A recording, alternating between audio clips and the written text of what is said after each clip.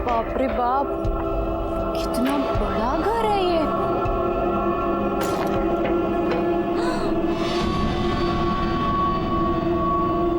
अरे देवा रे देवा, ये घर है कि महल है? मस्त है।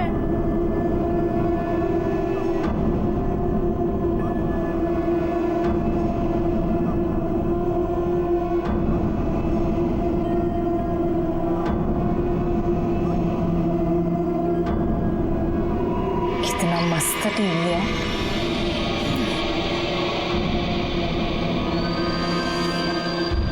मीना, येड़ी है का तू?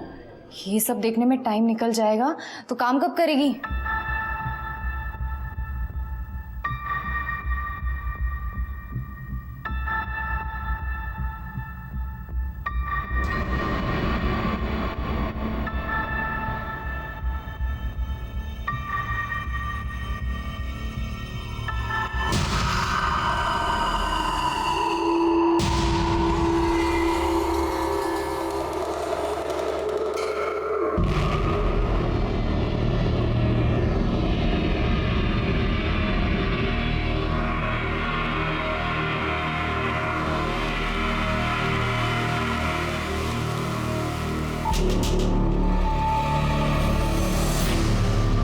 अरे बाप रे, रात हो गई।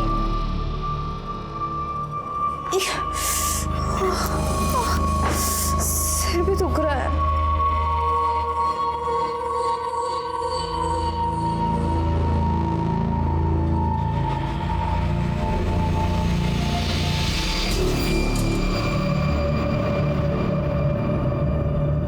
मीना, तू कैसी बाहर है? तेरे को कुछ शर्म वरम है या नहीं है? मैंने ऐसा क्या कर दिया? 4 दिन पहले तू बच्ची को मेरे पास छोड़कर गई और तू गायब है। 4 दिन? 4 दिन कैसे हुए? मैं तो आज सुबह ही अपनी बच्ची को आपके पास छोड़ के गई थी ना। दिमाग खराब है क्या तेरा? आज सुबह नहीं गई थी तू, 4 दिन पहले कस्तूरी को मेरे पास छोड़कर गई थी तू। 4 दिन? और कितना फोन किया मैंने तुझे, तेरा फोन ही नहीं लग रहा था। तेरा मर्द आया मुंबई से अभी दोपहर में और शाम को बच्ची को लेकर गया। पागलों की तरह ढूंढ रहा है वो तुझे। ये पैसा किधर से आया? हाँ? कहाँ से लाया पैसा? हाँ? 2000 रुपया? हाँ? कहाँ से आया है 2000 रुपया? सभी मेरे पीछे अभी ये धंधा शुरू किया तूने? बंगला साफ करने गई थी या पैसा कमाने गई थी तू? बोल कहाँ से आया पैसा? आई शपथ गोविंद, मेरे को कुछ भी याद नहीं आ रहा।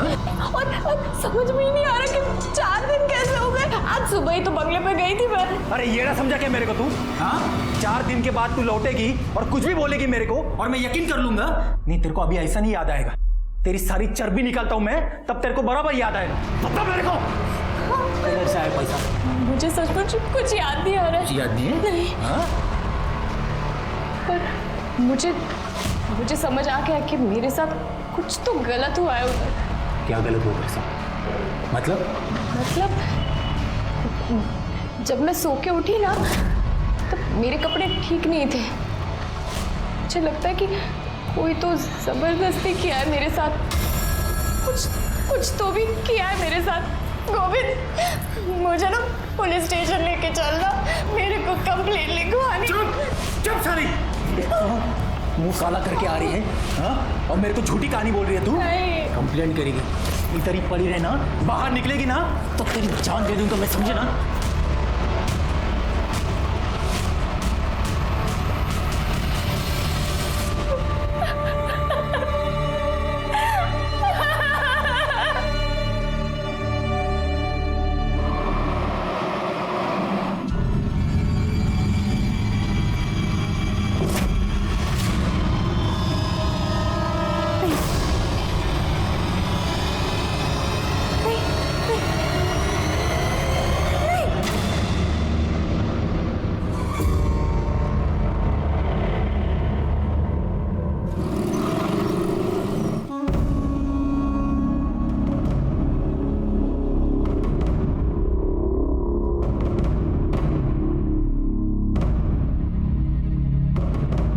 हो ताई थांबा, कुठे चाललात? काय काम आहे? वो बड़े साहब से मिलना था, कंप्लेंट लिखवानी थी। बड़े साहब तो बाहर गए हैं। आइए मेरे को बोलिए कंप्लेंट, आइए मैं लिखता हूँ। नहीं, बड़े साहब से ही मिलना है। क्या है ताई, बड़े साहब केस के सिलसिले में बाहर गए हैं, उनको आने में टाइम लगेगा। नहीं बट उनसे ही मिलना था, मेरे को तो उनसे ही मिलना था। ठीक है, तुम्ही तिथे बसून वाट बघा। चलो चलो साइड हटो, हटिए, चलो चला पीछे चला। पाटिल बॉडी को सीधा करो।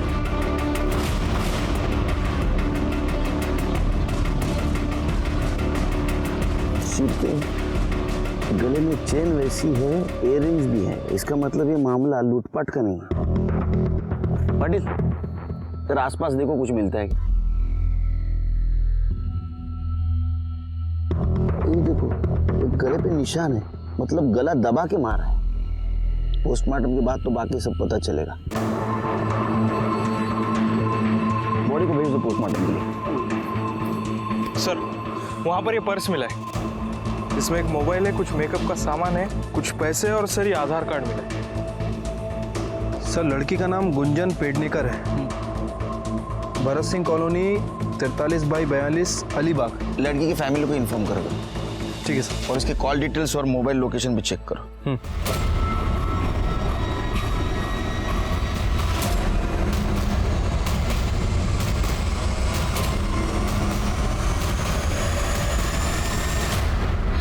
नमस्कार साहब। सर ये औरत कंप्लेंट लिखवाना चाहती है। वो क्या मुहूर्त वक्त है, लिखून गया। जी सर, मैंने उनको बोला कि मैं कंप्लेंट लिखवा दूँ, पर वो आपका इंतज़ार कर रहे हैं, आपको ही मिलना चाह रहे हैं। हाँ बताइए, क्या कंप्लेंट है आपकी?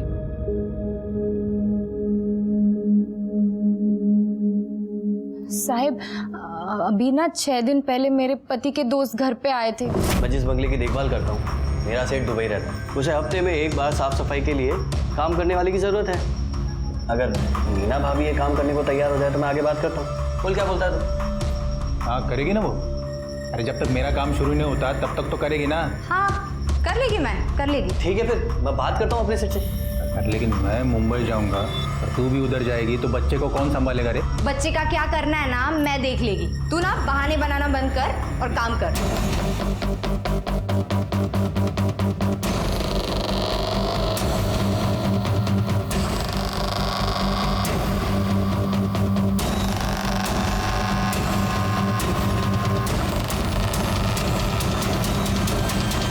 आज सुबह नहीं गई थी तू, 4 दिन पहले कस्तूरी को मेरे पास छोड़कर गई थी तू। कहाँ से आया है 2000 रुपया? मेरे को कोई सुई लगाया था, कोई लाल कमीज वाला आदमी था, उसका चेहरा याद नहीं मेरे को, और एक खाकी वर्दी कोई तो आदमी था उसके साथ। साहब मुझे ऐसा लगता है कि मेरे साथ जबरदस्ती की गई है साहब।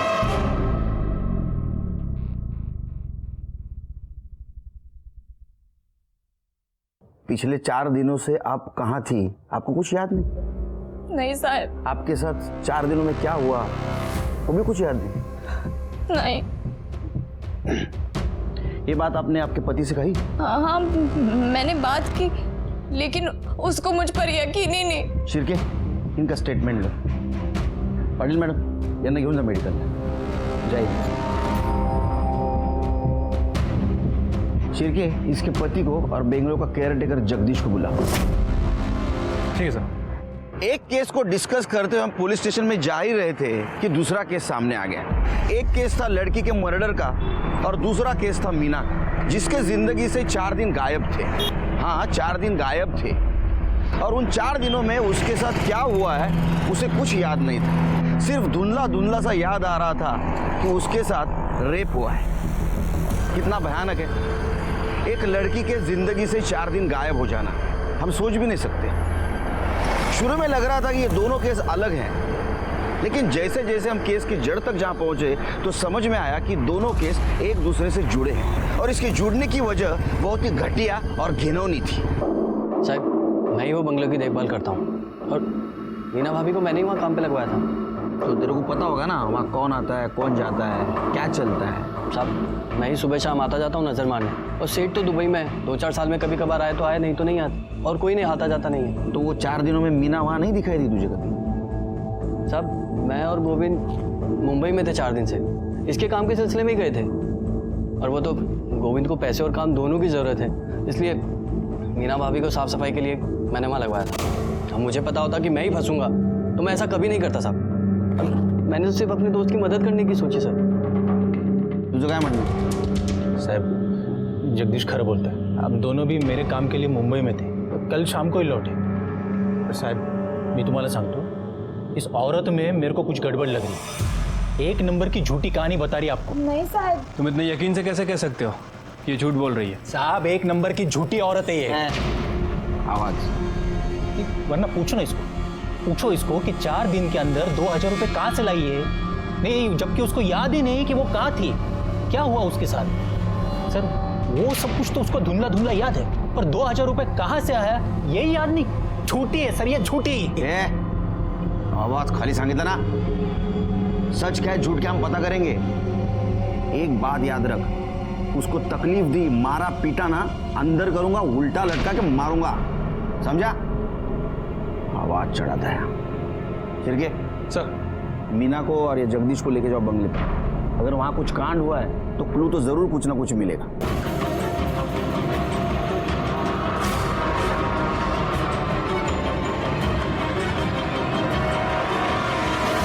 सर अंदर कुछ नहीं मिला।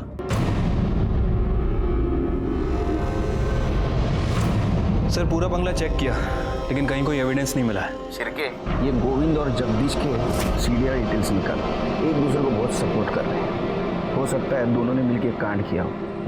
ठीक है सर। सर जंगल में हमें जिस लड़की की लाश मिली थी गुंजन, उसके पेरेंट्स आए। भेज दो।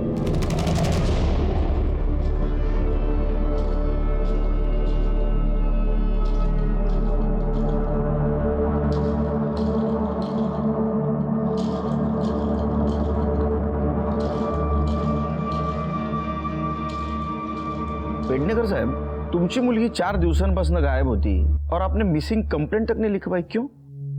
पहले थोड़ी पढ़ा लिया ऐसा है, मतलब इससे पहले 10 बार भाग चुकी है। हमें लगा कि हर बार की तरह इस बार भी वापस आ जाएगी। आई एम सॉरी, लेकिन आपके पास देख के बिल्कुल नहीं लगता कि आपकी लड़की या आपकी बहन मर चुकी है। बिल्कुल बिल्कुल दुखी नजर नहीं आते आप। वो इसलिए क्योंकि हमें पता था कि उसके साथ एक न एक दिन ऐसा कुछ होने वाला है। बहुत समझाया था उसे, एक नहीं सुनी उसने। हमेशा अपनी जिद पूरी करनी होती थी उससे, ये उस जिद का नतीजा है। जिद मतलब? जिद मतलब वो नवीन, उसी ने दिमाग खराब किया था उसका। पहले हमारा पैसा देखकर उसे अपने झूठे प्यार के जाल में फंसा लिया, और अब जब उसे लगा कि उसे कुछ नहीं मिलने वाला है तो मार दिया हमारी बच्ची को। ये नवीन का एड्रेस या फोन नंबर है आपके पास? नवीन? जी सर। इसे जानते हो? सर ये मेरी फ्रेंड गुंजन है सर। फ्रेंड या गर्लफ्रेंड? सर लेकिन आप ये सब क्यों पूछ रहे हो सर? हुआ क्या है सर? उसकी डेड बॉडी मिली हमें। क्या सर? नहीं सर, ऐसे मत बोलिए सर। सर मेरी गुंजन नहीं मर सकती। बैठो। नहीं सर। बैठो बैठो।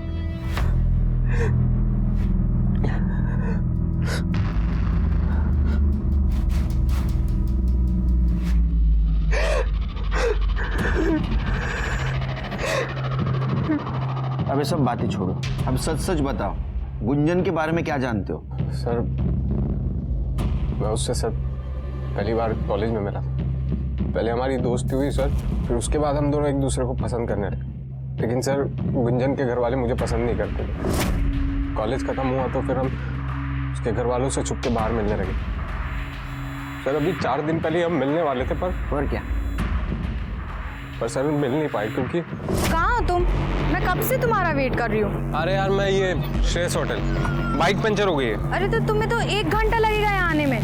एक काम करते हैं, हाँ। जेएम कॉलेज के पीछे मिलते हैं। तुम वहाँ से और मैं यहाँ से, दोनों आधे घंटे में पहुँच जाएंगे। चलो ठीक है, मैं आता हूँ। सर मैंने जेएम कॉलेज के पीछे उसका 2 घंटे तक वेट किया, लेकिन सर वो नहीं आई और उसका फ़ोन भी स्विच ऑफ आ रहा था। फिर सर मैं वेट करके अपने घर चला गया। क्यों? तुमने कोशिश नहीं की जानने की वो क्यों नहीं आई?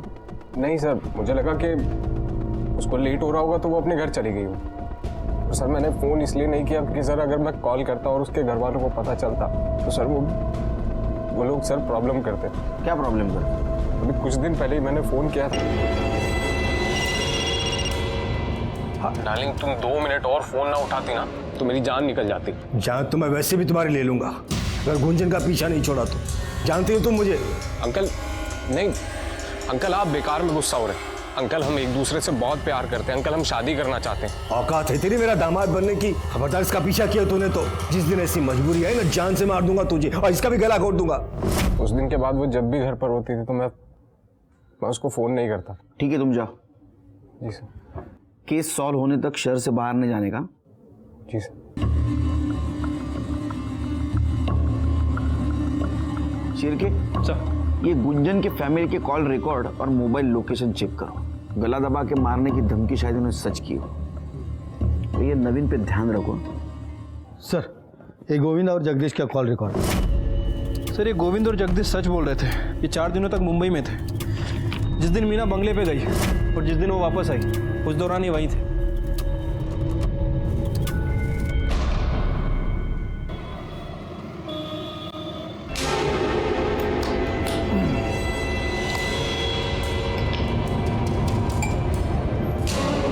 कमल पी।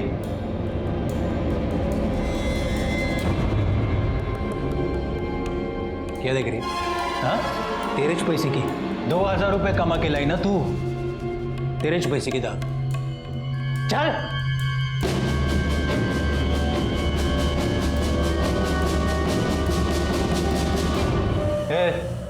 तू क्या देख रहा है? हाँ, पसंद है तेरे को? चाहिए तेरे को? हाँ? अरे चाहिए तो बोलना मेरे को। अरे नहीं बाबू, कैसे बात कर रहे हो आप? लगता है आपको दारू चढ़ गई है। अरे शर्मा क्यों रहा है कमल? तेरे को चाहिए ना तो मेरे को बोल। सिर्फ 2000 रुपए देने का और रात भर मजा लेने का इसके। हो काय बोलता है तुम्ही? अरे नहीं बाबू, नहीं चाहिए मुझे। अरे 200 रुपए सिर्फ। नहीं बाबू। साले फोकटिया, तो तेरे को क्या सब कुछ फोकट में चाहिए? अरे चल निकल बाहर, निकल साले। काय करता है तुम्ही? साला फोकट में चाहिए। क्या देख रही है? हाँ, बुरा लगा तेरे को? दर्द हुआ? साला कस्टमर है क्या तेरा? हाँ, कस्टमर है?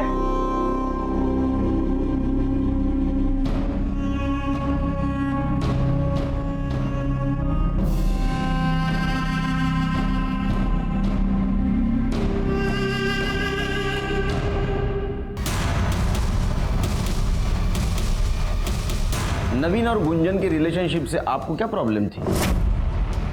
यही कि ना वो हमारी जात का था ना औकात का। हम गुंजन के लिए अपनी बराबरी का लड़का चाहते, लेकिन वो 2 टके के लड़के के चक्कर में फंसी थी। इसलिए आपने उसे गला घोट के मारने की धमकी दी। जब मारना होता तो अपनी बेटी को क्यों मारता? उस नवीन को मार देते। उससे में माँ बाप हजारों बातें अपने बच्चे से बोल देते।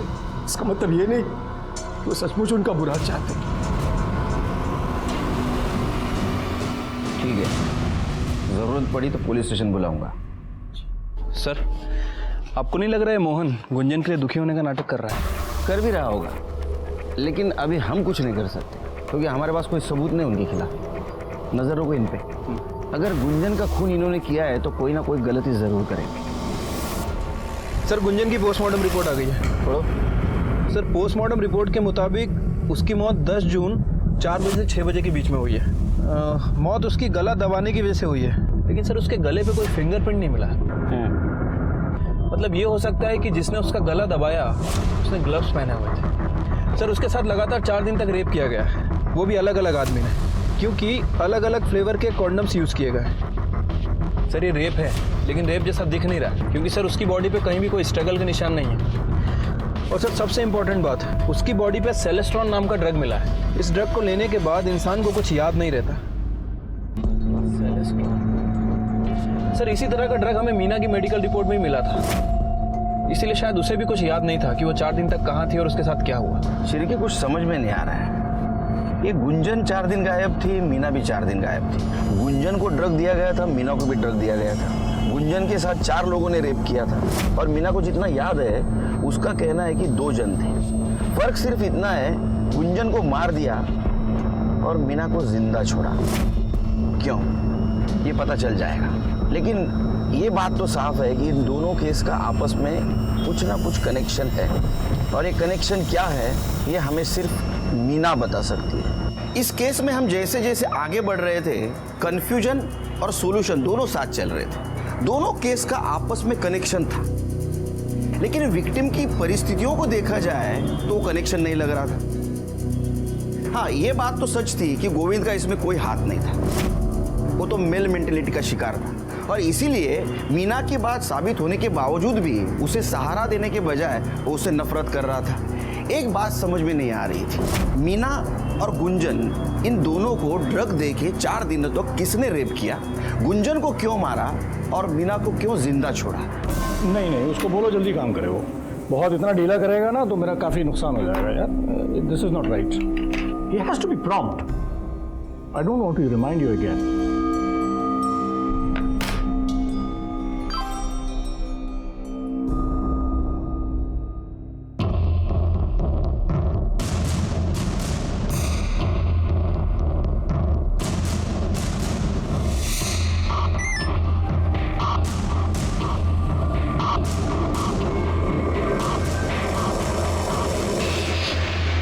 देखिए, कोई मेजर प्रॉब्लम नहीं है, बस ये मौसम चेंज हुआ है उसकी वजह से थोड़ा कुछ प्रॉब्लम है। आप चिंता मत करें, सब ठीक हो जाएगा। आप बैठिए।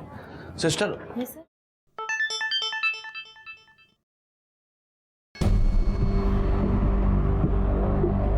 देखो, मेरा काम था एडवाइस देना, वो मैंने दे दी है कि अभी शेयर बेचने का नहीं खरीदने का टाइम।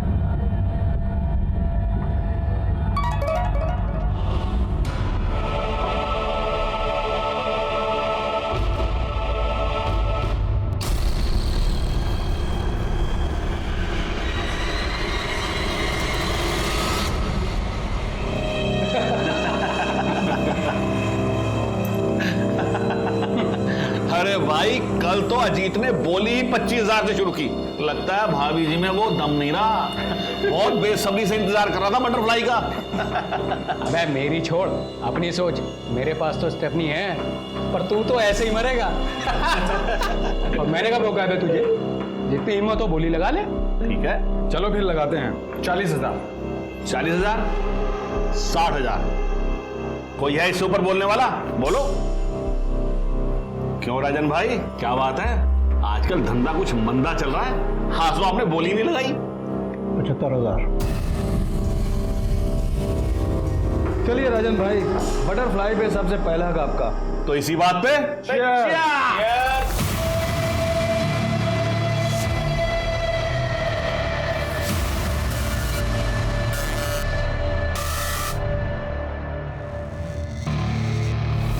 रास्ता साफ है ना? कोई दिक्कत तो नहीं आज तक अभी हुई है?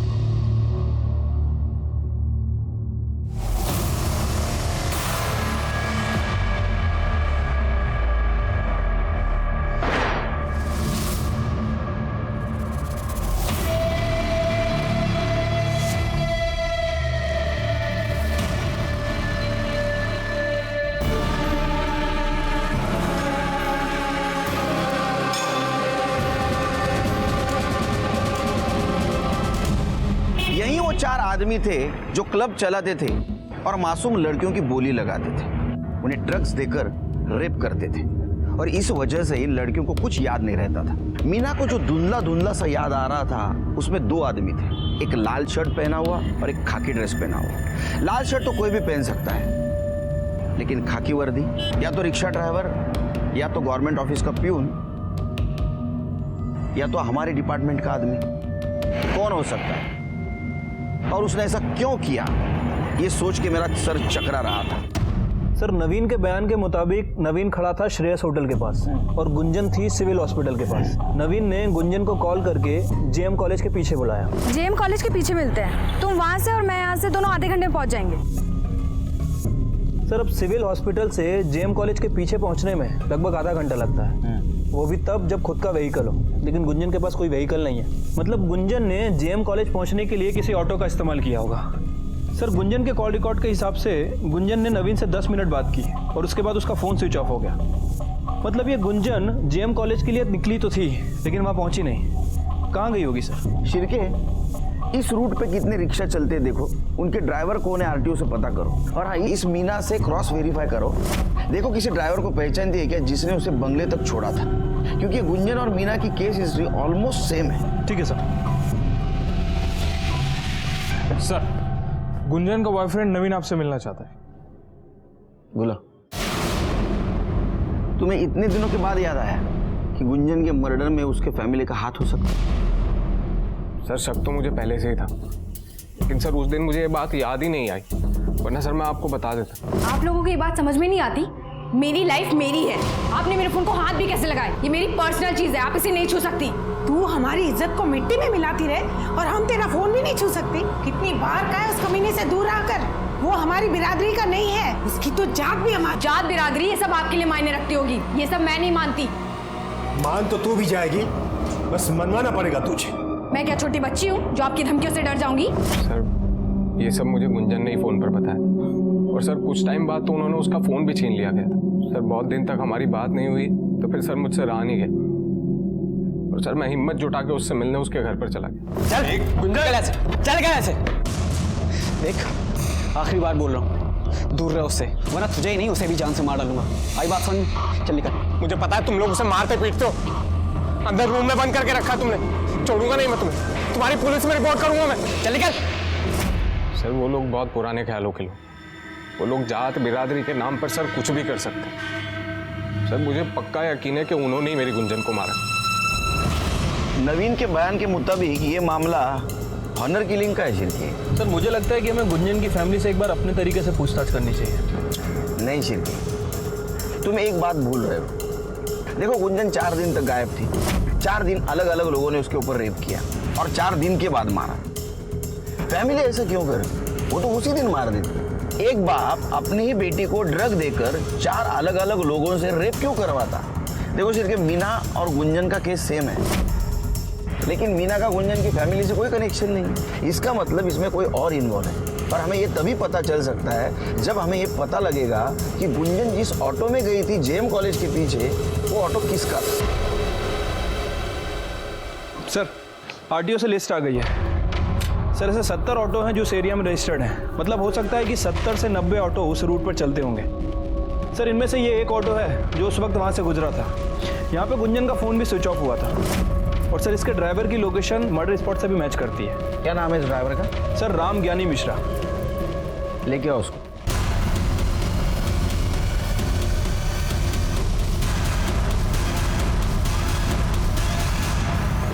चलो राम ज्ञानी मिश्रा, क्यों मारा लड़की को? सब हमने नहीं मारा साहब उस लड़की को, हम तो सिर्फ लड़की को उठा करके वो छोड़ने का काम करते थे। वापस झूठ बोल रहा है, झूठ बोल रहा है। अब शुरू से बता, कैसे उठाता था लड़की को? वो साहब हम रिक्शा चलाते साहब, तो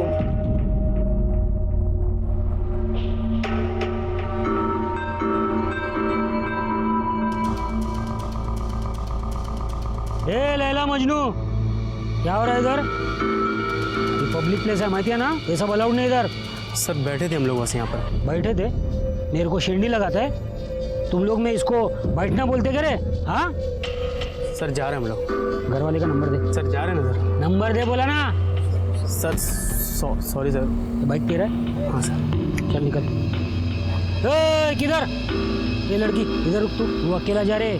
लेकिन सर अकेला जा बोला ना, नहीं तो रास्ते में वापस लैला मजनूगिरी करोगे तुम लोग। निकल, चले निक। किधर रहती तू? यही साथ पास में। इधर इधर किधर?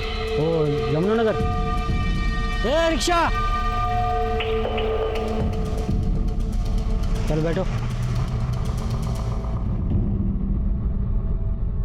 ए रिक्शा, ये लड़की को सीधा उसका घर पे छोड़ने का, बीच में इसका हीरो मिलने का कोशिश करेगा बाइक पे, मिलने देने का नहीं। क्या समझा ना? ठीक है सर। तो घर पे जाने का सीधा, समझा ना? सर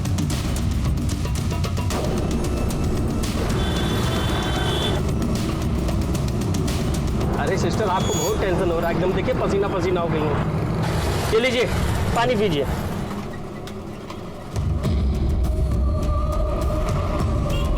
आराम से पानी पीजिए।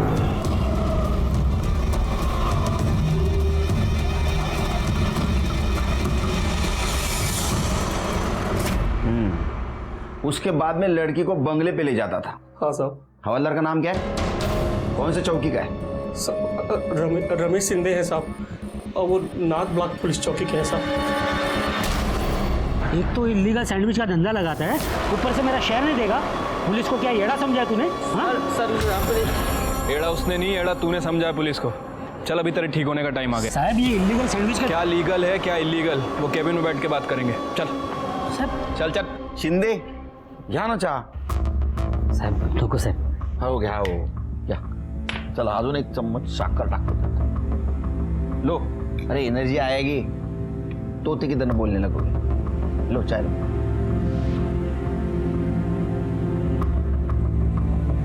आ गई एनर्जी, बोलो.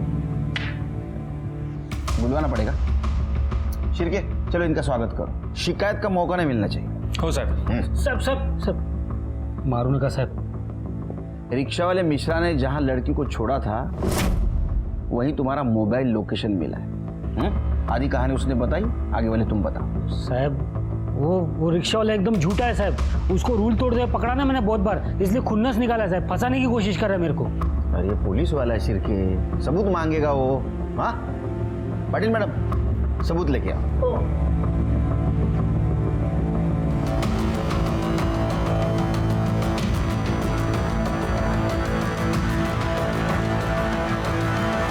पहचाना? इसने पहचाना तेरे को.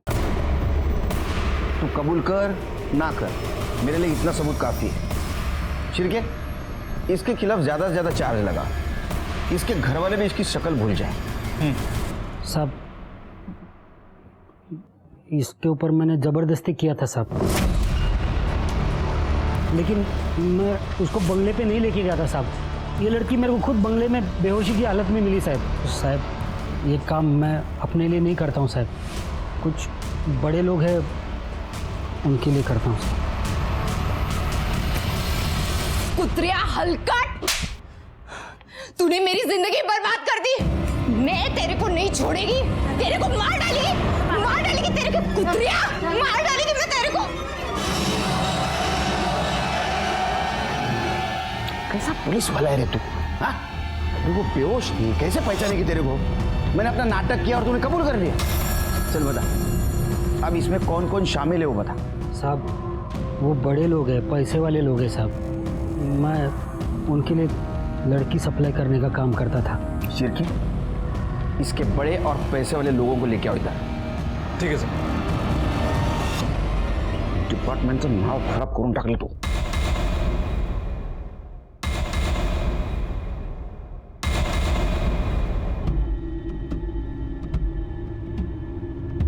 इंस्पेक्टर साहब, इसके पहले कि आप मेरे क्लाइंट्स को परेशान करें, मैं कुछ बताना चाहता हूँ. एंटीसिपेटरी बेल के पेपर्स हैं इन चारों के.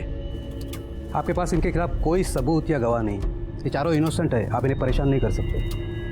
आपने इन्हें सिर्फ एंटीसिपेटरी बेल के बारे में बताया, ये नहीं बताया पुलिस सबूत कहां से भी ढूंढ के निकाल सकती. जल्द मिलेंगे सबूत के साथ. जाइए. शिरके सर इन चारों के कॉल डिटेल्स निकालो और 24 आवर्स इनके ऊपर निगरानी रखो. सर मुझे लगता है कि इस गुंजन मर्डर केस में ये चारों, वो auto driver Mishra, constable Shinde और वो केयरटेकर जगदीश, इनमें से कोई एक इन्वॉल्व है. बस एक बार सबूत हाथ लग जाए सब पता चल जाएगा. मुझे भी जानना है कि गुंजन को मारने का और मीना को जिंदा छोड़ने का क्या मोटिव होगा उसका.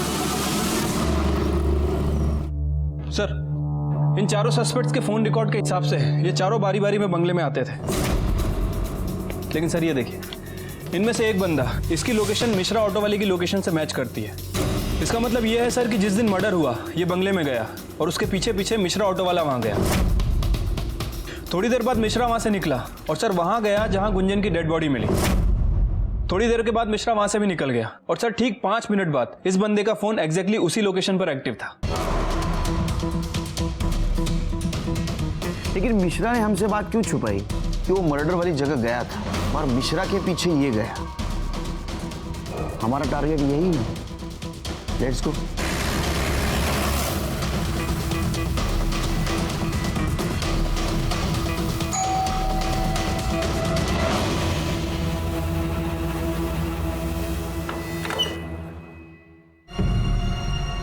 आप यहाँ? ये घर आपका नहीं है? जी नहीं, ये घर मेरे छोटे भाई अजीत का है। कल उसने गुंजन की आत्मा की शांति के लिए हवन रखा था, इसलिए आए थे। पर आप लोग यहाँ? हमने अजीत की आत्मा की शांति के लिए हवन रखा है। बुलाएंगे उसे? कौन है भाई साहब? मैं हूँ केलकर गुरुजी। चले पुलिस स्टेशन, आपकी आत्मा की शांति के लिए हवन रखा है। चलो शुरू करो। सर वो हम 4 दोस्तों का एक ग्रुप है, हमने एक क्लब बनाया हुआ है, उसमें हवलदार शिंदे हमें लड़कियां सप्लाई करता था। जब भी उसे कोई लड़की मिल जाती थी तो वो हमें मैसेज करता था कि बटरफ्लाई हैज़ अराइव्ड। फिर हम चारों दोस्त मिलकर उस लड़की के लिए बोली लगाते थे। जो भी सबसे ज़्यादा बोली लगाता था वो सबसे पहले उस लड़की के साथ मज़े लेता था, और जो सबसे कम बोली लगाता था उसका नंबर सबसे बाद में। तुम्हें वो लड़कियां, वो ऑटो ड्राइवर मिश्रा सप्लाई करता था? सर वो लड़कियों को बंगले पे छोड़ जाता था, फिर हम उसे डॉक्टर हरीश की दी हुई ड्रग देते थे। उससे वो लड़की बेहोश हो जाती थी और जब उसे होश आता था तो उसे कुछ याद नहीं रहता था। सर इस बार मेरी बोली सबसे कम थी, इसलिए मेरा नंबर चौथे दिन ही आया। जब मैं वहाँ पहुँचा तो मैंने देखा कि अरे शिंदे ने तो कहा था लड़की है, पर ये तो औरत है। चलो कोई बात नहीं।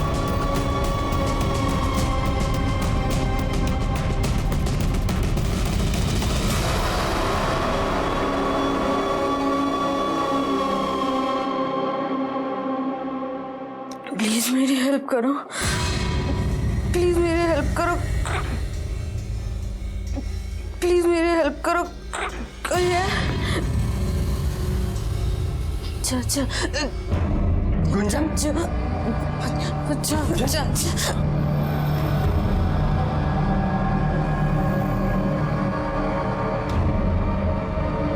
चाचा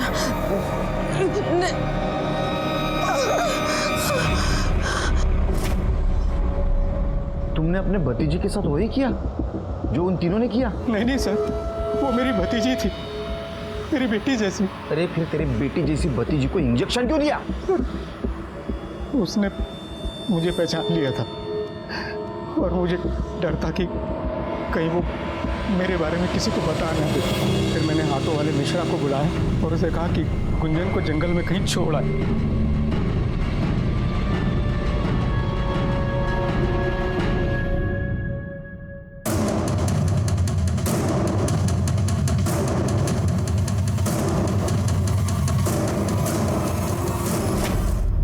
तू मर्डर केस में तो अंदर जाएगा ही। एक बात बता, तुझे गोली लगाता था 40,000 60,000, ये पैसा जाता कहाँ था? तुम्हारा बॉस कौन है? सर हमारा कोई बॉस नहीं है, हमारा ये सारा पैसा केयर टेकर जगदीश को जाता था। नजर रखना, मैं आता हूँ। शिरके सर, इसके तीनों साथियों को जेल में डालो और वो जगदीश किसी भी हालत में मुझे यहाँ चाहिए। ठीक है सर।